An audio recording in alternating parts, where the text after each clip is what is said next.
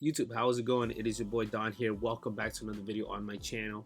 So to begin with, we're going to start with the MacBook M3 Pro. Specifically, the one that I have is the one with the M3 Pro chip on it. I paid, I think, about $2,000 for it.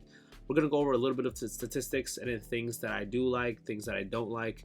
And kind of give you guys a perspective whether you guys should buy this laptop or if you guys should not. So let's begin. So the first thing that we have is the chip. So the chip, like I mentioned, is the M3 Pro. In terms of its statistics itself, it is an 11-core CPU with a 14-core GPU, 18 GB of unified memory, and a 512 GB of SSD storage. So those are just some of the facts that Apple, kind of puts it in big screen. I'll probably put it up on the screen.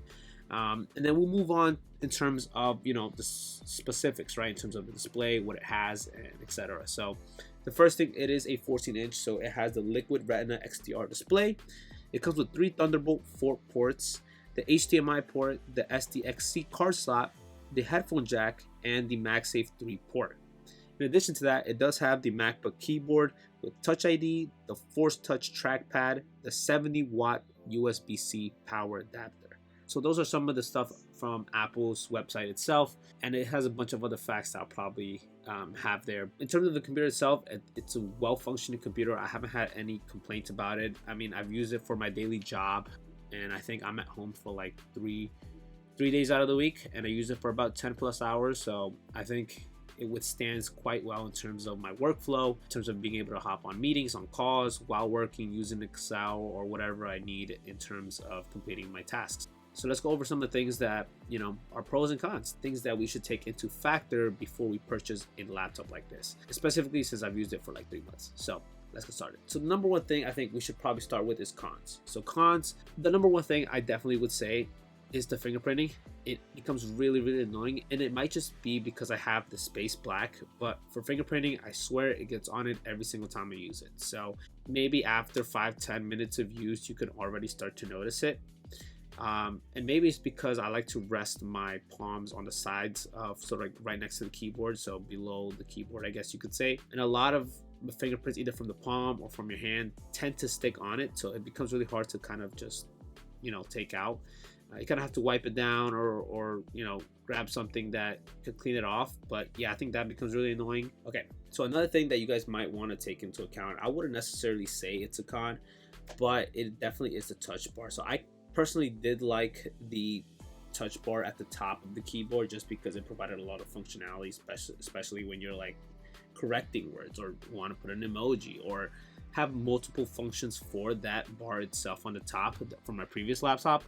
So that I do miss, but I do like that they arranged the keyboard on the top for specific buttons. That way it's easier to access and not have to click around between your touch bar in order to get to it, if you know what I mean. So yeah, so there's not a lot of problems or issues that I've had with this laptop on its own. I think it's a great purchase. I mean, I think personally, if you have like the M1 chip or the M2 chip on your laptop, there's no real reason to upgrade to the M3 chip.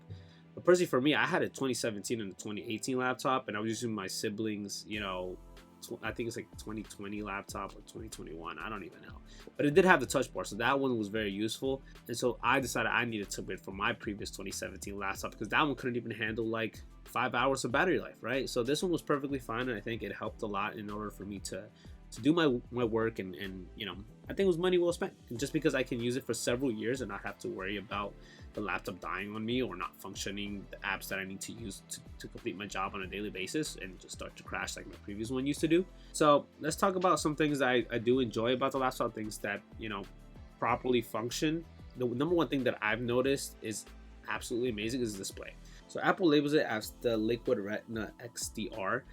Now, so if most of you guys don't know, the XDR is labeled as the extreme dynamic range. So what that kind of brings, it highlights and creates incredible details in terms of its shadows. It brings those vibrant true to life colors, kind of makes it look very real. And also features, those two things that Apple have on their iPhones, which would be like the ProMotion, the Pro Reference modes. So all that kind of takes into account when you're looking at the screen. It does have a refresh rate of 120 hertz, so that's very beneficial. A lot of people don't know, what 60 hertz versus 120 hertz, but as soon as you see the display itself, it's very clear, very smooth. That's the best thing that you want from a laptop, just because you want to make sure your screen is very clear for you and is running smooth as possible when you're switching between apps, browsing between things, and make sure you have the best display that you could get. In terms of its camera quality, it comes with a 1080p camera, so I've already used it for a meeting on Zoom. It works perfectly fine. People are able to see me very clearly and not have to see like any, you know, dark spot. It does use a 6-speaker sound system. The system itself is very loud, right? So I don't think I have to use something, for example, a JBL or a HomePod to get the enough volume that I get exactly with my computer. So I could use my computer to put on Spotify, YouTube, whatever I want, and I could turn it up the volume as loud as I can. And it works perfectly fine, right? I can hear sound from all across my room, and I don't think I need anything louder. Unless you go into a party. Then, in that case, you probably want to get some sort of a bigger speaker. And I think the biggest change that Apple has made, which is a lifesaver in my opinion, is including a bunch of these ports. So it does have the USB-C, it has the headphone jack, has the HDMI, it uses MagSafe, which for one, it is amazing, right? The MagSafe on its own, I think what a lot of people don't get is that if you were to use back the USB-C that they had to charge your laptop previously, well, these are incidents that happen to me, but if somebody were to walk across from it, it would kind of drag your laptop with it, so it would fall with the cable since it had a lot of, you know, it'd be very sturdy with your laptop and couldn't be connected.